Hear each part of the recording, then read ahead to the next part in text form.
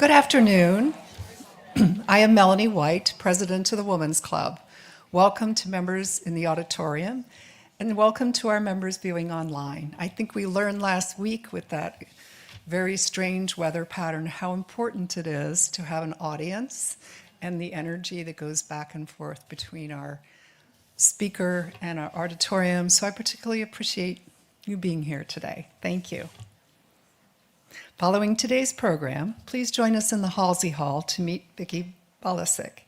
You will want to view a very special display during our Monday reception today.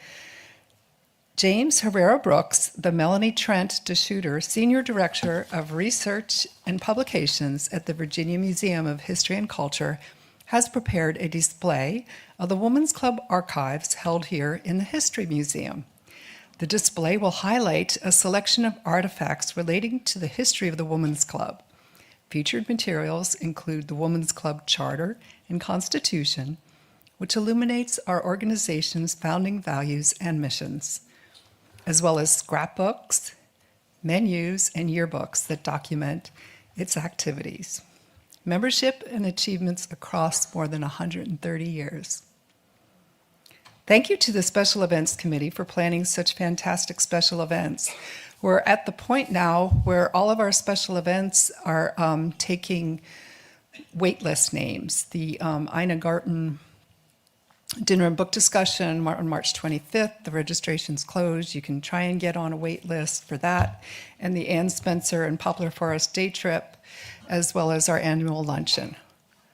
We are so close to crossing the threshold of 100 new members invited to the Women's Club since the end of last year's club season. Yes. Help us cross the finish line. Bring a friend interested in joining the Women's Club to our Become a Member luncheon on April 6th at 11 a.m. The registration closes on April 1st. Please silence your cell phones. I love someone passed me today and said, "Oh, I gotta silence my cell phone." I'm finally getting the message across. Thank you to the Human Resource Committee for providing our refreshments today. Thank you to Lizzie Bryan for serving as chair of the day. Lizzie will now introduce our speaker.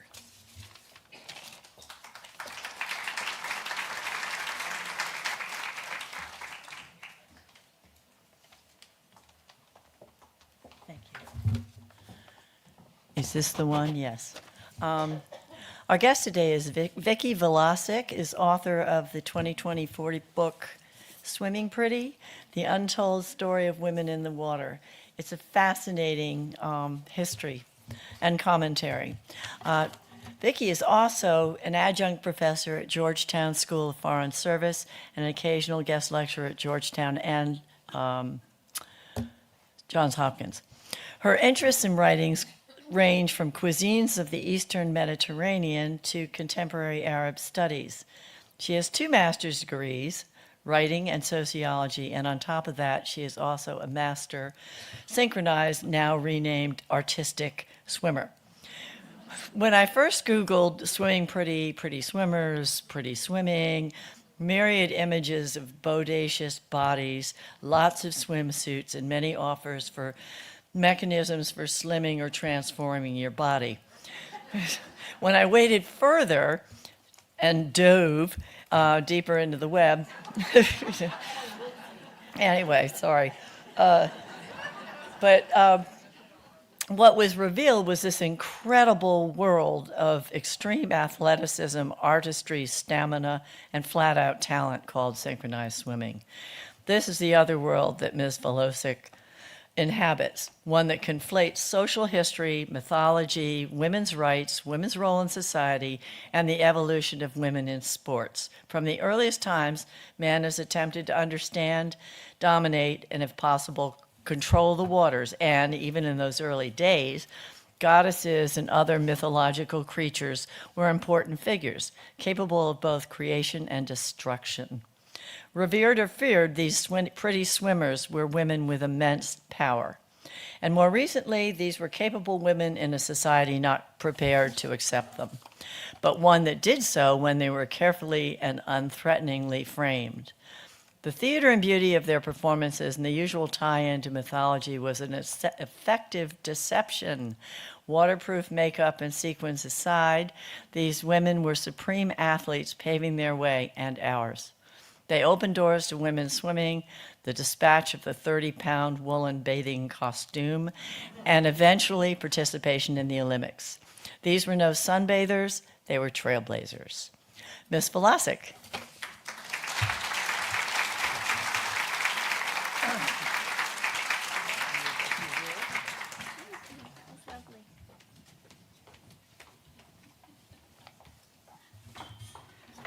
Good afternoon. Can everyone hear me?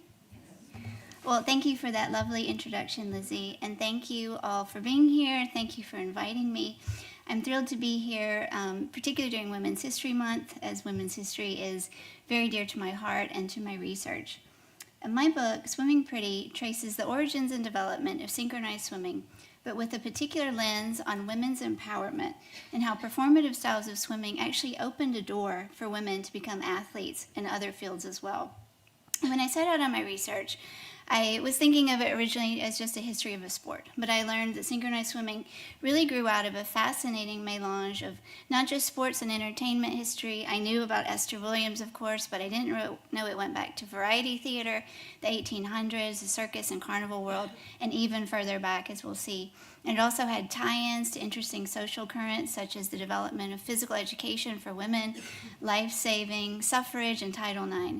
So it was really, to me, becoming more of a lens into a narrow lens to use to study how women, the diverse paths to liberation that women took in the 19th and 20th centuries. So in short, a story about women rather than just a story of a sport. So today, make sure this is working. Here we go. Today, I'll give a brief overview of some of the early origins, developments of synchronized swimming. More interesting than that will be some of its key pioneers and really how they broke boundaries for women. But first, I want to make sure we're all on the same page and we know what I'm talking about when I say synchronized swimming. So synchronized swimming, recently renamed artistic swimming, is an Olympic sport. It's composed of three major components. The first is group formations. As you see, in the earlier days, these were largely floating formations, but now it's about moving as a group through the water as you do very complex maneuvers. The second is the stunts, or figures. These have been called a number of things over the years, but these are the actual individual maneuvers that the swimmers are doing. And you can see from this picture from the Paris Olympics, they've become incredibly acrobatic in recent years, but we can trace these moves pretty far back as well. And the third component is perfect synchronization within the group of swimmers, which is achieved through the use of music. So I want you to just remember these three components because we will see later how they really all started to come together and to form the sport of synchronized swimming. So as a researcher, my first question was, how far back can I trace these elements or these components of synchronized swimming? I was amazed to find actually forms of group swimming dating all the way back to ancient Rome. So we're all very familiar with the gladiator games, but there were also an aquatic cousin called the Naumachia. These were also games of mortal combat in which prisoners and slaves were forced to fight one another to the death aboard ships. And they were staged in flooded amphitheater, like you see here, also in lakes. And you might be wondering, what does this gruesome display have to do with synchronized swimming? Well, if an emperor was going to go to the expense and trouble of flooding an amphitheater, they would often stage a whole day of aquatic spectacles. And one of these that's been documented is of a group of women who performed in the Flavian Amphitheater, now known as the Colosseum, in the 1st century as part of these spectacles, day-long spectacles. And they were documented to swim and cavort, but more importantly, to make interesting formations as a group in the water. They made the shapes of this is from a poet who wrote about it. He documented that they made a trident, they made stars, and they even made the shape of a ship with billowing sails. So it had to have been a large group of women. But then we sort of fast forward almost a millennia to get to the next part, the stunt swimming, what the individual swimmers are doing in the water. So swimming was incredibly popular in ancient Rome and Greece, but it largely fell out of favor in the Western world in the Middle Ages. And it wasn't really truly revived until the Renaissance, when there was like a renewed interest in classical ideas. Some of the ancient baths were being rediscovered, and a group of men who considered themselves sort of gentlemen swimmers began to approach the water scientifically, to think about buoyancy and gravity and what the human body could do in the aquatic element. So swimming was not yet a speed sport.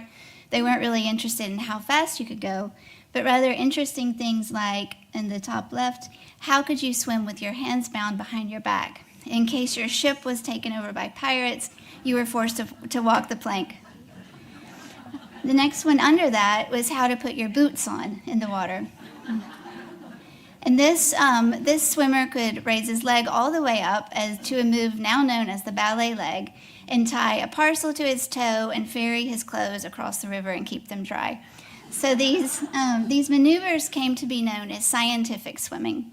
And one of the most famous practitioners was actually Benjamin Franklin.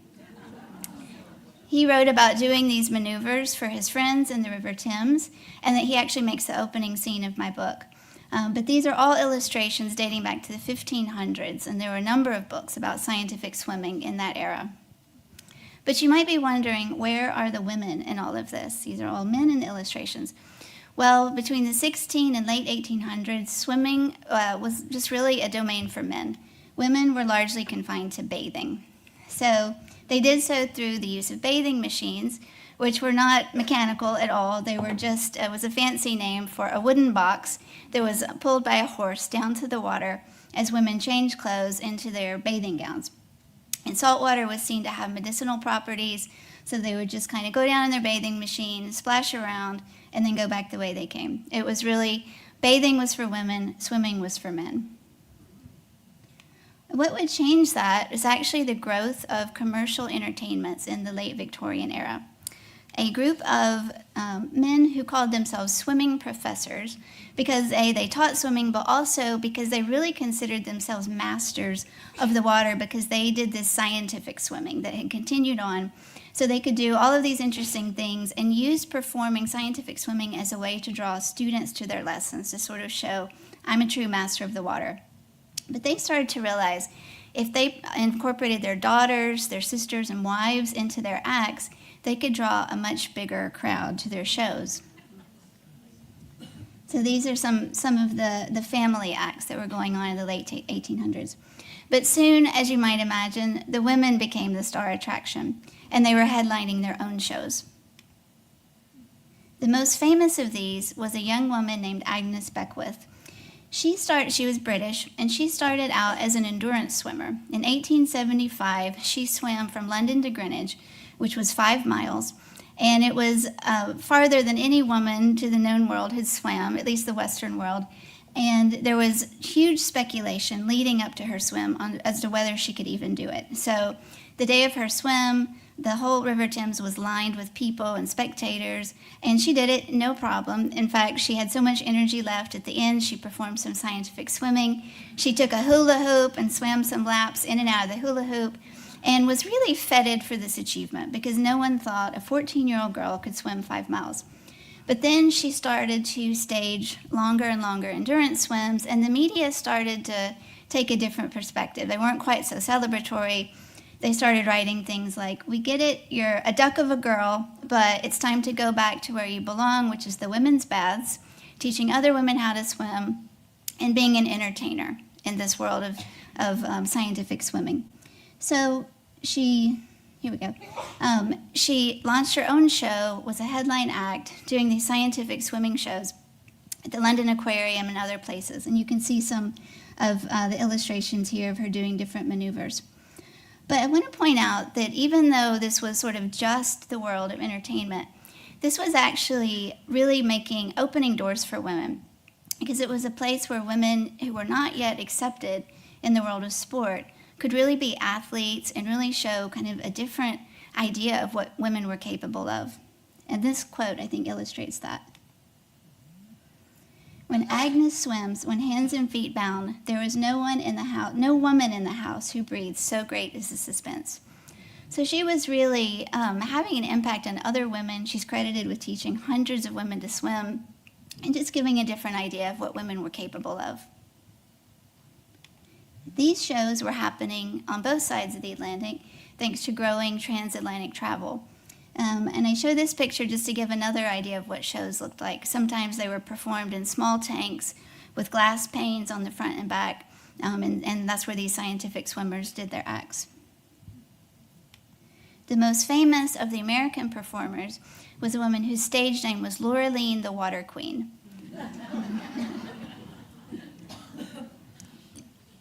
She's shown here doing something she was famous for, which was writing notes on the slate to her audience while she was underwater. She would peel an apple, give pieces of the skin to fish who were sharing the tank with her. And she became really famous for her ability to hold her breath for very incredible lengths of time, documented up to 4 minutes in some cases. So all in all, these performers on both sides of the Atlantic were showing that the water was really becoming, not just a place for men, but really women had a stake in it too. And as one newspaper wrote, for a fragile vessel, she has performed feats on the frisky wave more marvelous even than those accomplished by her male rival. So it was the first time women were starting to be sort of treated as equal in something to men. And she has done them far more gracefully. And this gracefully aspect is really key because they were doing athletic things, but because they were able to present them with poise and a style that could be framed as performance rather than sport, they were really accepted in an era when they weren't yet accepted as athletes. So in the United States, the vast majority of women could not swim at the turn of the century, and would actually take this horrible disaster to change that. In 1904, a ship named the General Slocum was a steamship carrying a group of women and children up New York's East River for a Sunday school excursion, caught fire. And the vast majority of women could not swim. They were weighted down by their heavy clothes and corsets, some with a baby or two in tow. And they were so terrified of the water that many perished in the fire without jumping overboard. Many more who did jump overboard drowned in shallow water, being just so weighted down and unaccustomed to even maneuvering in the water or very close to shore. And this is an early report, but actually over 1,000 women and children died in that tragedy. So there was immediate, within the next day, newspapers reporting that women were clamoring to the baths, wanting to learn to swim, wanting their children to learn how to swim. But as Lizzie mentioned, the bathing costumes could weigh up to 30 pounds when wet. So this was the bathing costume of the day. It took 7 yards of fabric, often wool, and when saturated with water could weigh up to 30 pounds. So not very safe and definitely not conducive to becoming athletes of the water. So there were a number of female swimming mavericks who were starting to challenge that, but the one who really gets the most credit for changing things is a woman named Annette Kellerman. She was an Australian endurance swimmer who came to the United States by way of England, where she spent a couple of years performing in these scientific swimming shows we were talking about. And she was performing at a bath in England. It was a very swanky one. And she was used to wearing a short men's racing suit, which was acceptable in Australia. But she was told, you can't wear that here. You can't perform in front of a royal audience and bare your thighs. So she didn't have the money for a nice leotard like you saw some of the other performers wearing. So instead, she just sewed a pair of tights onto her men's racing suit. And it weighed only 2 ounces. It gave her full freedom of movement. It became her signature look, and also what she advocated widely for other women to swim in, something along these lines. It became known as the Kellerman suit, even they were being produced by many different companies. Kellerman was really influential because she was an advocate, but also she reached great fame that gave her a huge platform. She actually became the highest paid star in vaudeville in the 1910s for her scientific swimming, diving, and dancing acts. So she was trained as a ballerina. She really applied this dance aesthetic to her moves. And as we'll see here, she started to have a toe point, and instead of the flex feet we saw in the male swimmers. But she also did tightrope acts and a number of other things. And she was a prolific writer and speaker on women's issues. She was very much against the corset and told women you can't be brave when you can't breathe. And then One of my absolute favorite things about Kellerman is that she wrote a book in 1918 called How to Swim, and it's the first book in which the illustrations show women doing the moves. So women were being portrayed as the experts for the first time. And in fact, the only male who appears in her entire book is in the lifesaving chapter, and he plays the role of the drowning victim. Here.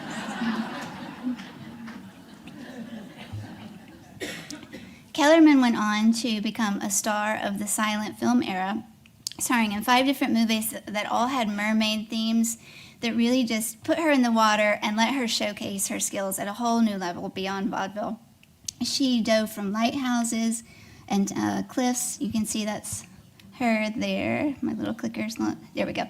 That's her diving into the ocean from a lighthouse. I should also mention, she swam with alligators, swam with her hands bound through rapids. So she was really doing something people had not seen women doing before. And this was an important time politically. The 1910s, the movement for women's suffrage was really gaining momentum. And reviewers were making connections between what they were seeing Kellerman do and the push for women's liberation in the political field. One wrote, "Those who contend that woman is too weak physically to contend with men at the voting booth should go see Kellerman. Either she is a superwoman, or women are surely entitled to rank with men in physical endurance." So this is, a lot of suffragist leaders actually believed that women would not get the right to vote until they could prove that they were physical equals to men. So this was really important that she was showing this new kind of female strength. And Annette Kellerman actually inspired an entire generation of women to take up similar acts. These were sort of collectively known as diving girls. They were performing in the 1910s and 20s at carnivals and circuses across the United States. And this is just to give you an idea of what some of their costumes and shows looked like. This ad was very common. Diving girls wanted at all times. I don't know if you can read the fine print, but it says, "I can always use underwater girls and diving girls who can dance. The payment is $10 and a pair of tights." And so also performers were told, if you're interested in applying, send a picture of yourself in tights. So there was definitely a component, part of the appeal of these shows was seeing women in these tight-fitting uniforms. But at the same time, they were really providing something interesting and different. This show is one of my favorites, the Submarine Diving Girls, as they were demonstrating technologies that had come out of World War I, such as the underwater telephone and the shallow water diving helmet. And then other shows featured really spectacular high dives. And I saw one review of the Lucille Anderson show that said they did every kind of dive imaginable and none of them did any knitting on the way down.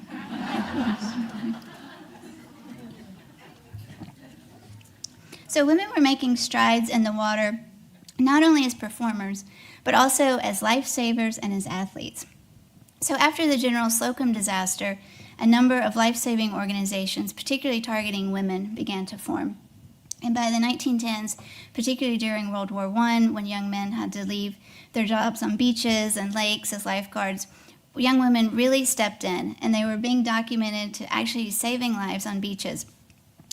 And again, reviewers were taking note, with one writing, "Until now, it's been man's privilege to save women from drowning. Now the tables are turned."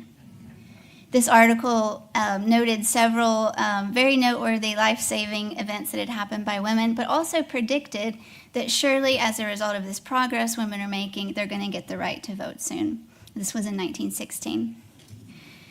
So I also just want to point out that it wasn't just sort of outside observers making this connection. This sort of idea of physical and political emancipation being linked was important to the swimmers themselves.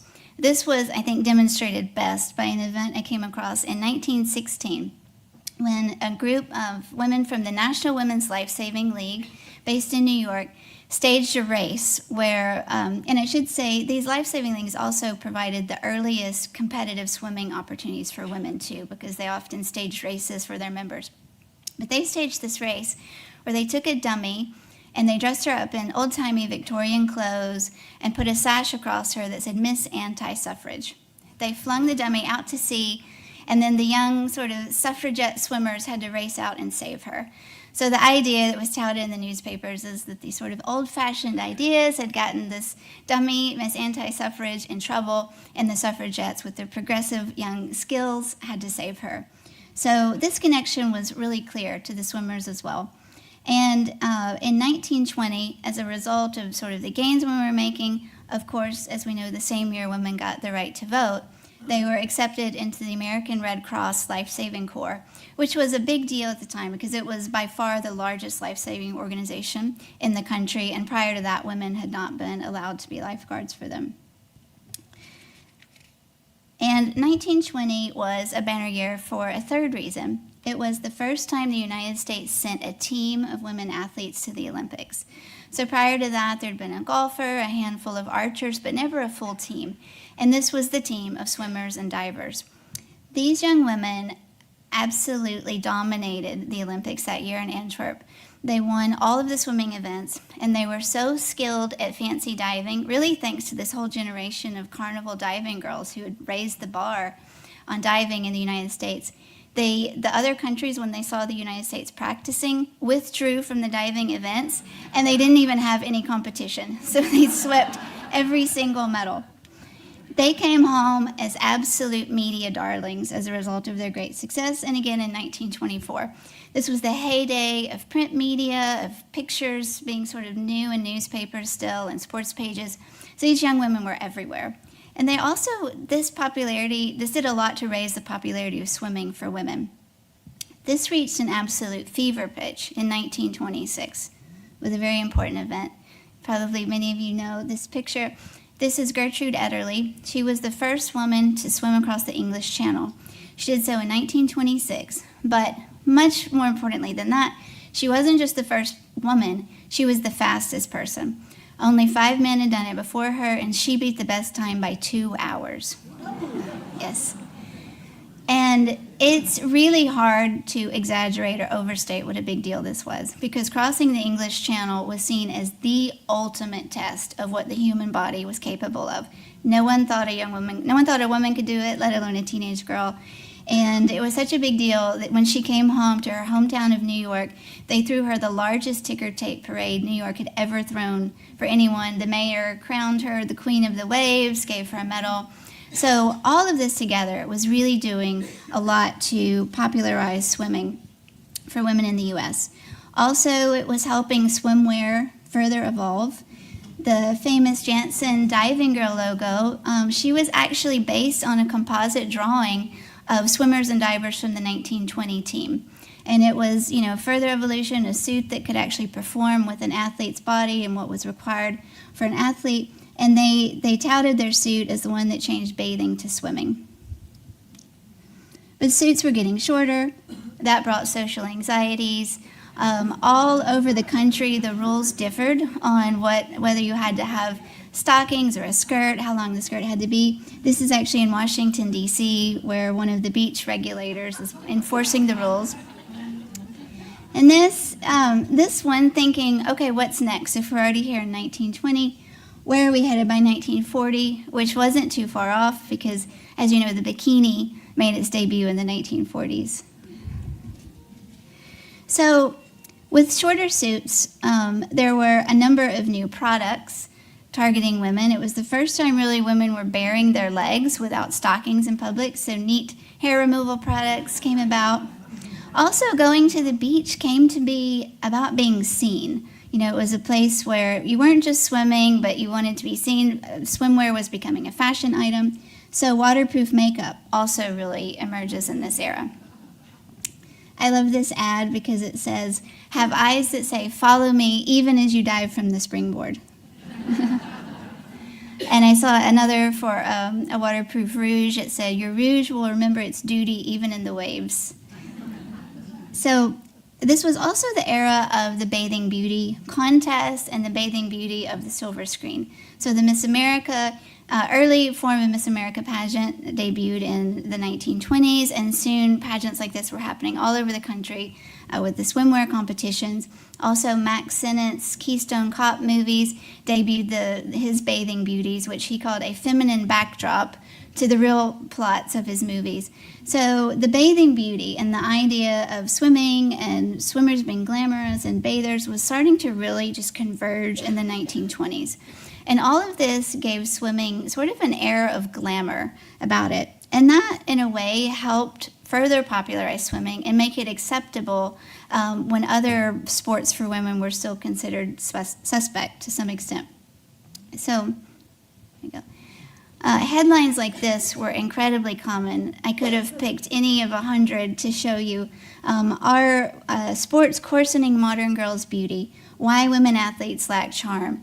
So women were doing by the 1920s just about every sport you can imagine, including track and field, which had previously been considered definitely not feminine. So things were really changing quickly. But women athletes faced a lot of backlash like this. There were just questions about how is this going to change women's bodies. And it's interesting because swimmers were actually largely immune to some of this hand-wringing. This headline was equally common. Diver proves athletes can be feminine. And this caption was under a picture of one of the Olympic teams. You will observe what a fine exercise swimming is. No extravagant, ugly development of muscle, complete symmetry and harmony. So swimming was seen as a beautifying sport. Other sports, people worried were going to create big bulging muscles, where swimming was seen to create sort of long, lean bodies. Nothing untoward, no big bulging muscles. Also, equally important, the water really hid the exertion, because people did not like to see women exert themselves in this era, so you didn't see someone getting sweaty and red-faced when they were in the water. I feel like there was one more thing I wanted to say about that.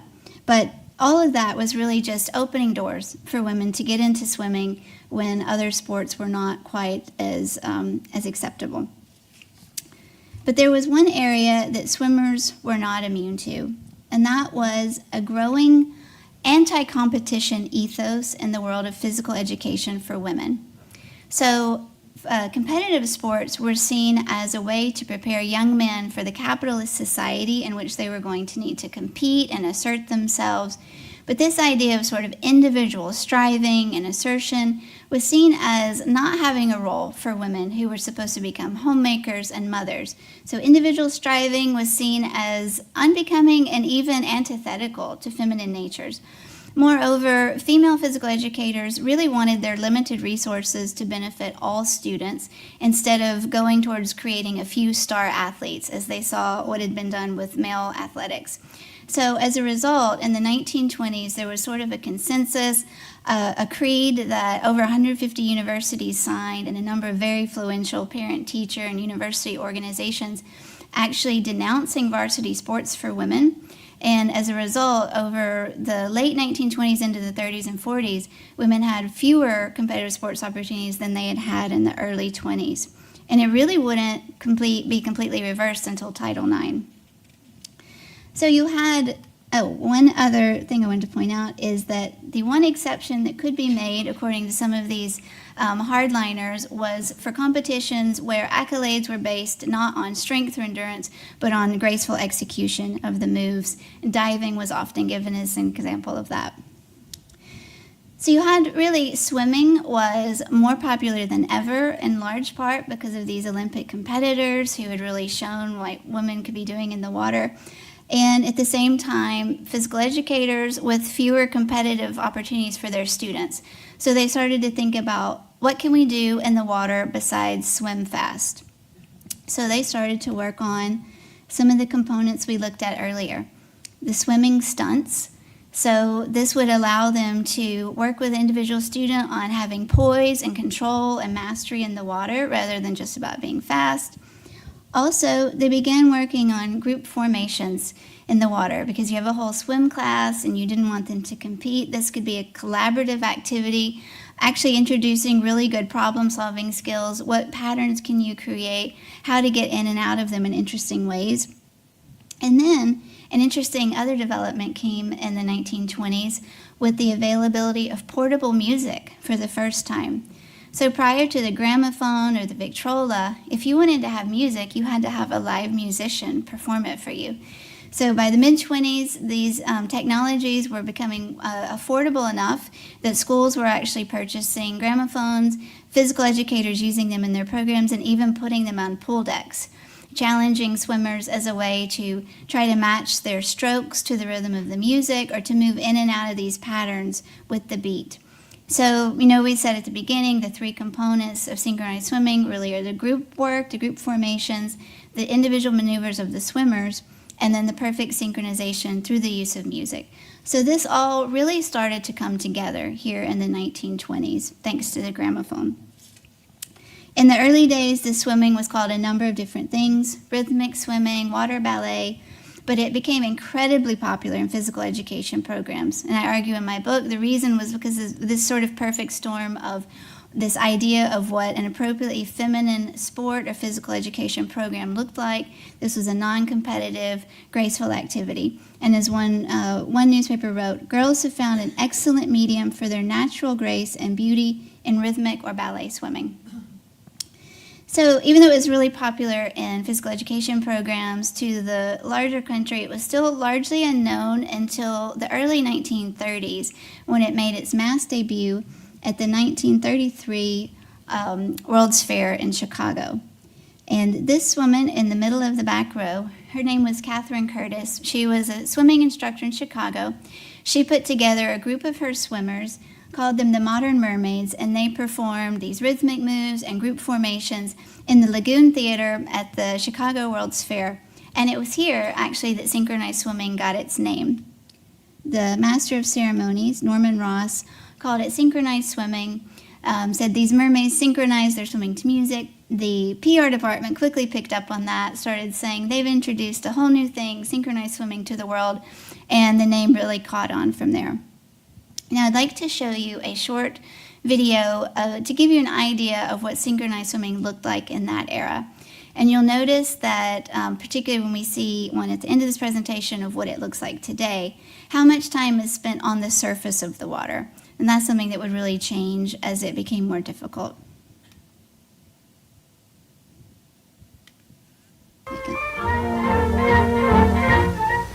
Of late years, water spectacles have become widely popular.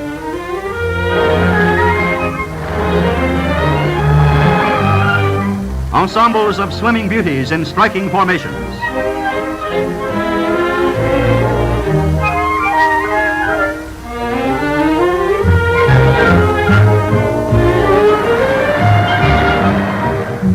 Some give the impression that one is looking at a huge white flower, its petals shimmering in the wind. Others appear like an enlarged snowflake dropped on the water by Jack Frost.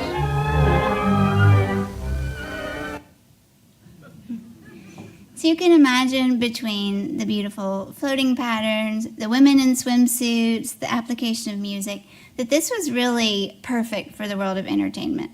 And soon, two of America's biggest showmen were using synchronized swimming in their productions. The first was Busby Berkeley, who was, of course, famous for his mass conglomerated choreography style featuring dozens of female bodies moving in and out of interesting patterns shot from bird's eye views.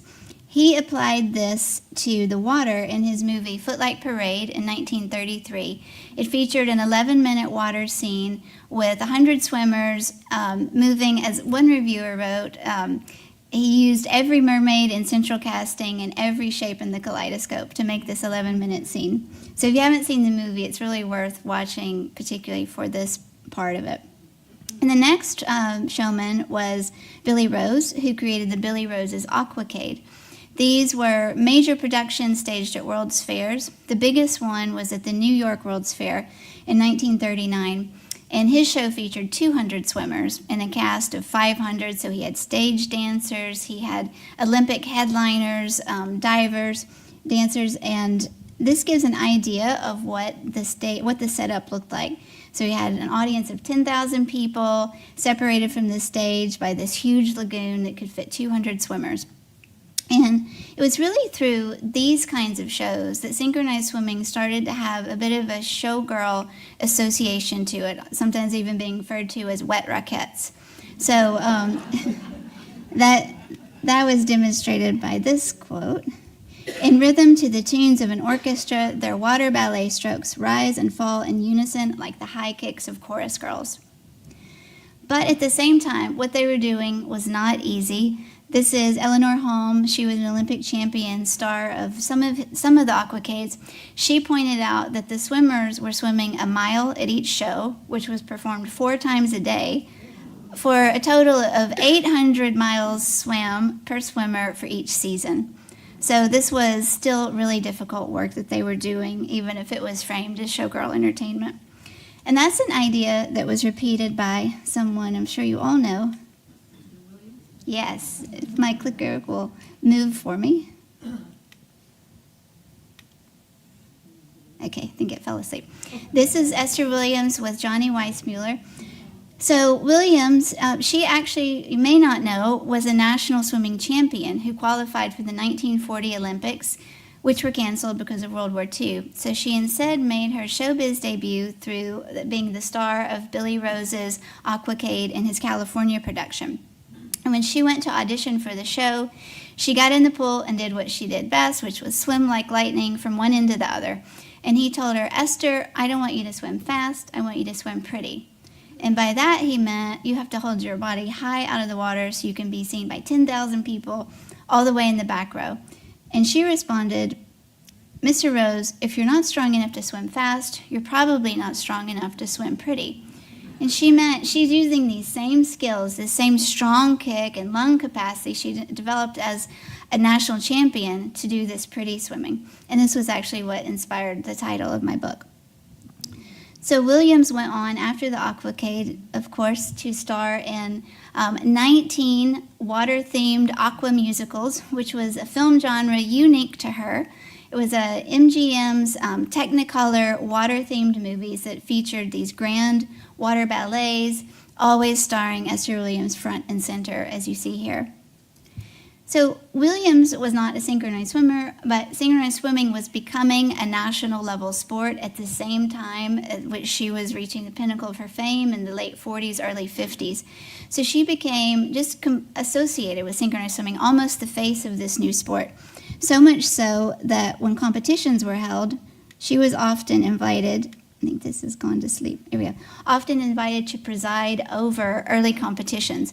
That's what's going on here in this picture, her on the diving board at an early meet, and it said, the caption I loved, it said, "Esther Williams does this stuff in her movies." So that's how much the two were sort of conflated with one another, Williams and synchronized swimming. So I'd like to back up just a wee bit to talk about how synchronized swimming became a competitive sport, since it was going on concurrently to the aquacades and her aqua musicals. So in 1939, after the World's Fair, this is Catherine Curtis, again in the middle of the back row, the same one who organized the Modern Mermaid show at the Chicago World's Fair, where synchronized swimming got its name. She established 2 different synchronized swimming clubs in Chicago. In 1939, they set rules to how to have a competition. They had a meet between the 2 teams, and that's considered the first ever synchronized swimming competition. Soon after, it became an amateur athletic union sport. The AAU was the governing body for all sports in the U.S. at that time. So it was enabled them to start having national championships, but at the same time, the AAU had very strict rules on men and women competing against one another. So they did not allow it to be a co-ed sport, even though, as you can see here, Catherine Curtis's teams were co-ed.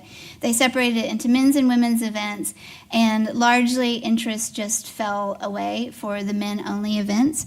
And that was largely because of the way that synchronized swimming had been so sort of hyper-feminized through these aquacades and aqua musicals. So I read a lot of things that talked about how that sort of pushed out men, but at the same time, it enabled some women whose parents might not have allowed them to do speed swimming or other sports to actually get involved in synchronized swimming. I found a number of comments like this. Synchronized swimming has provided an outlet for feminine swimmers more in keeping with their desire for femininity than straight racing. So by the mid-century, even speed swimming had come to be seen as too masculine for some parents to allow their daughters to do it. But it's also the era in which synchronized swimming was growing internationally.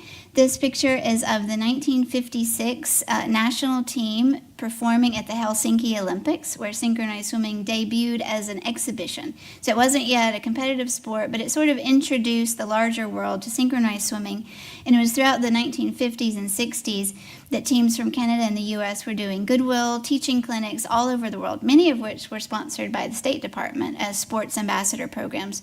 So this was laying the groundwork for it to become an Olympic sport, because of course you have to have international participation in a sport for it to be an Olympic event. And also, this is one of the around the world groups here on their return. You can see them with their KLM bag here in the corner.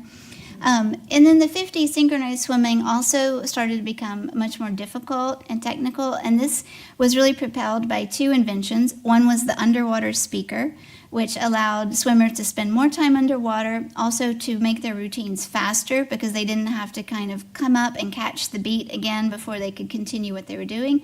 And also the introduction of a new nose clip that was sleek and not so noticeable. There had been nose clips going back to ancient Rome, but they were often just like huge clamps that looked really egregious and didn't work well. So this was a real game changer. Swimmers before long were doing what they were calling bottoms up swimming. So a lot more of the upside down maneuvers that really define the sport today.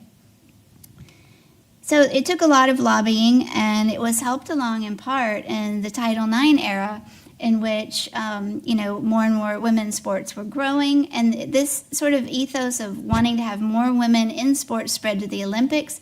They were looking to add more women's events, and in 1984, synchronized swimming became a perfect candidate because it was at that point an all-women's international sport. It made its debut as a duet event at first, and these were the American swimmers. They won the gold medal. And the media didn't quite know what to do with synchronized swimming at this point. The New York Times called it the new glamour sport. Sports Illustrated said they may look like cupcakes, but they're actually tough cookies. So there was still a bit of this, it was a mixed bag, I guess is the nicest way to say it.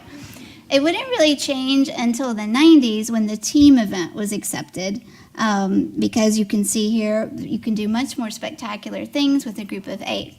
And also because of something really clever the national team did, which was issue a media challenge. So they said, okay, journalists, if you think it's so easy, come and try it. So there was a lot of great things came out of that, but my absolute favorite was from the Miami Herald. Dave Barry, the humor columnist there, joined the sports writer, joined the national team for a practice, and the whole article is just about how they were almost drowning. The lifeguards were hovering very close, keeping a very close eye on these two men. And Dave Barry wrote, "Be careful what you make fun of, because you could find yourself upside down attempting a vertical split while your lungs rapidly fill with air." And he concluded by saying, "This is the hardest sport in the world." So now I'd like to end by just showing you a short video of what synchronized swimming looks like today, especially since you saw what it looked like in the 30s and 40s. You'll notice much more time spent underwater, a lot less on the surface, but people are still moving in groups. They're just not floating, they're actually moving and doing very difficult maneuvers within patterns that shift as they travel up and down the pool. And this is the American team in Paris. I am water. I'm most of this planet. I shape this. This routine has wonderful choreography. I am water. Every living thing here needs me. The different sounds of daily water, the waves, the waterfalls, the ice, the snow, the fountains, etc. Just incredible. Now they need clean swim.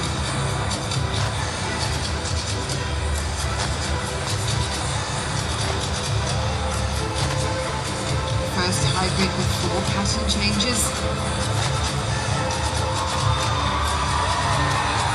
Very nice, strong start.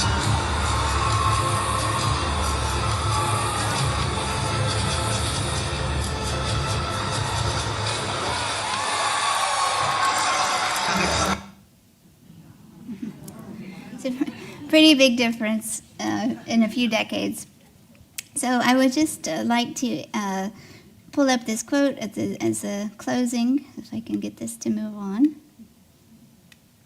Well, it's giving me problems, Jacob. Here we go. This is, I interviewed the national team doctor, the national artistic swimming team doctor, and she said, they are doing cardio movements like a sprinter doing a 100-meter dash or a football player running across the field to make a touchdown. It is similar work, but you don't see it. You don't hear them grunting. All that work is hidden by the grace and beauty of their movements. So this is a theme that continues today. Thankfully, at least we have underwater cameras to show that it really is difficult. No one's touching the bottom of the pool. But I hope this has provided an overview of what I consider to be a really beautiful, spectacular sport, but more importantly, how it really changed things for women over the decades. Thank you very much.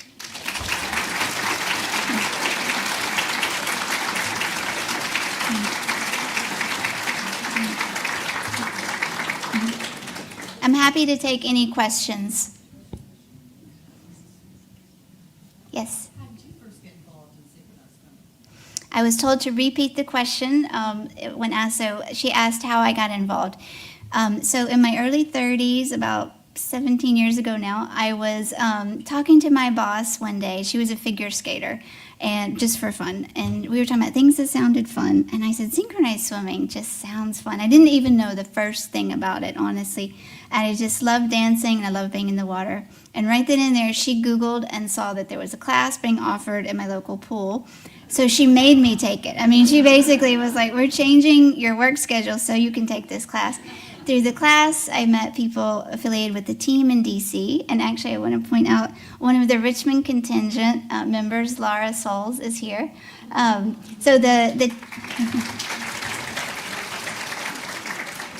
Laura is actually quoted in my book because she was a performer in the Aquacade era too.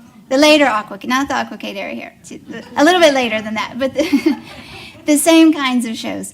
But so through the class, I found the team, and it was like I just knew I had found my people. And it was just like women who love dancing in the water and all ages. My team ranges from early 20s to 80 years old. So it's an intergenerational sport. So that's how I got into it. Yes. How long do people, the swimmers, have to hold their breath? What would be the maximum amount of time? That's a great question. So she asked how long the swimmers hold their breath. So in the early days of it being an Olympic sport in the 80s, they sometimes held their breath up to a minute at a time while they were doing maneuvers moving up and down the pool. But that kind of fell out of favor because of the risk of hypoxic blackout.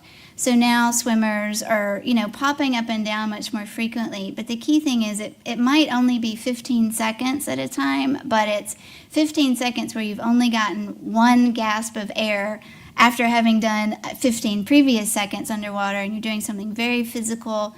So it's not so much about how long in any one stretch, but about like the oxygen level decreasing rapidly over the course of the routine, even as you're having to take one breath and go underwater again. So it's not long periods, but spurts and done at a high cardio level. Yes? Is there a progression to be on the U.S. Olympic team, for example? How does one get to that place? I mean, are there regional teams? Sure. So she asked about how you get to the level of being on the national team. There are a number of kids clubs. So most people who are going to be in the Olympics start it pretty early in life. It's a sport that needs a lot of years to really get the muscle memory. And I would say by probably junior high or high school, people who are really serious about the Olympics move to California to join one of the elite teams there. So most of the feeder teams for the national team are based in California. So it becomes a pretty serious decision that has to be made in one's teen years. Like how good am I? Am I looking at Olympic ambitions or national level team ambitions? And if so, then they move to one of those feeder teams.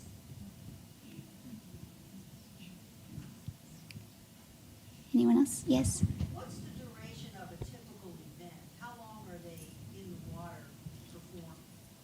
So the rules keep changing. Laura might remember better than me, but when I first started, like a team routine was like max 4 minutes. When they first started as an Olympic event, the routines were 5 minutes long. But they've gotten shorter because they've gotten so much more athletic, even since the 1980s. I believe right now the team routine under the new rules is about 3.5 minutes. You can have just a few seconds of time on deck before you dive in. Yes. Is this ever on a professional level? Are they ever paid, the swimmers, and are there endorsements and that sort of thing? How do they fund this huge commitment? That is a really big issue, the funding for the national team, because also the U.S. team, until this year, till this last Olympics, when they got a medal and qualified for the team event, the U.S. had not sent a team to several Olympiads, and so the way the Olympic money is distributed in the U.S. is based, they actually call it money for medals. So the better you do in an event, the more likely you are to get funding. And so it becomes sort of a vicious cycle. If you don't do well, you lose funding. So the national team has really struggled. There are some endorsements, but it's not the kind of sport where you have so much of like an individual star who gets endorsement. It's sort of you meld into the group. So there's less of that. But there's been a number of documentaries actually about how the national team has kind of struggled with funding. As far as those who get paid, after the Olympics, there's groups now that sort of synchronized swimming has become kind of a pop culture trend again.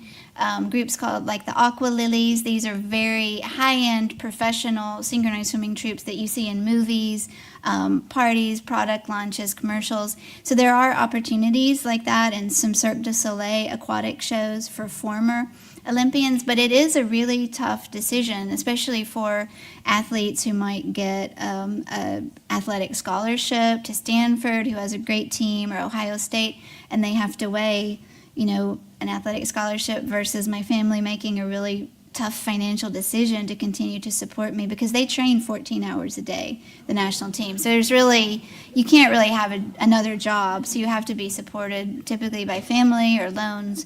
So that is an issue that continues. Yes. To that point, I was wondering about the time you go swimming before class and the parent who takes you there. What about the class of people? Have you talked about being upper class, or did you have to have a certain economic to have your child in swimming? That's a great question. She's asking about the economics of doing this for your child. It is an expensive sport to do at the kids level, because like my team, we don't have a paid coach. We just sort of watch each other. We write our own routines, but kids teams always have several paid coaches. They have to travel to meets if they're going to compete, because there's usually only one team per region. It's not like there's a lot of local teams to compete against. So competition inevitably involves travel. So it is really a financial barrier to a lot of families, even to getting their child into it in a serious time. Not just the parental commitment of getting them to practice, but the pool rental time is very expensive too, because you kind of have to take over the whole deep end of the pool for 2 hours, 3 hours, however long. So it is unfortunately a financial barrier for a lot of people.